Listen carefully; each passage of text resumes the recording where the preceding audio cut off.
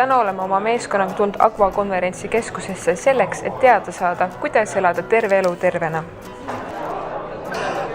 Me oleme Aqva konverentsikeskuses ja toimub Biora tervisestuudio poolt organiseeritud tervisekonverents, kus esinevad oma ala on niisugused väga tugevad professionaalid.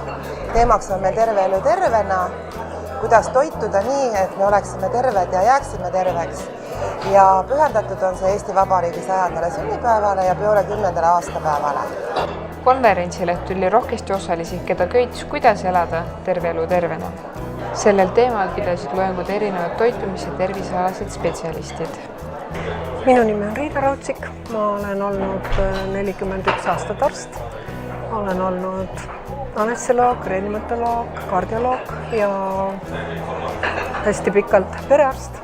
Ja kui ma pensionile läksin, siis ma hakkasin tegelema inimeste nõustamisega oma firmas ja püüan neile õpetada selliseid eluviise, mis neid tervendaksid või hoiaksid tervenes.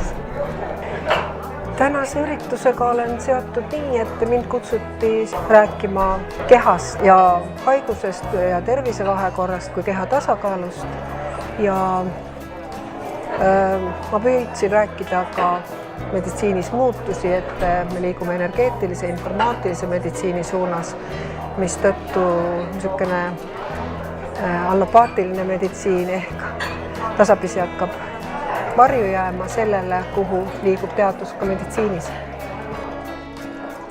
Mina olen Anne Kepler-Torn, enamasti ma olen seljateraapia õpetaja ja tervisetreener, teen ka koolitusi ja erinevaid nõustamisi.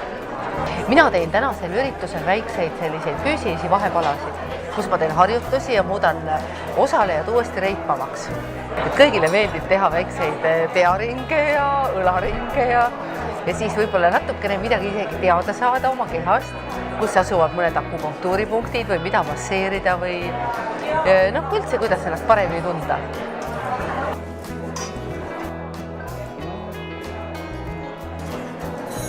Kohapeal oli võimalik näha ja tutvuda erinevate tervislike toodete ja teenustega. Peale selle sai degusteerida gluteeni ja laktoosivabasid snäkke. Pätsi pagarid on seotud Biorega eelkõige seda, et mõlemad tegutseme Rakveres. Meie klientideks on väga erinevad inimesed erinevate soovidega ja see mõte, millega siin täna välja olla, on siis üks väike nišš meie tootevalikust, kus me pakume gluteenivaba leiba ja banaanikeeksi. Sünnipäevale kohaselt pakume siis päeva lõpuks torti, mis on valmistatud siis gluteeni ja laktoosivabalt ehk siis meie uus Brita kook.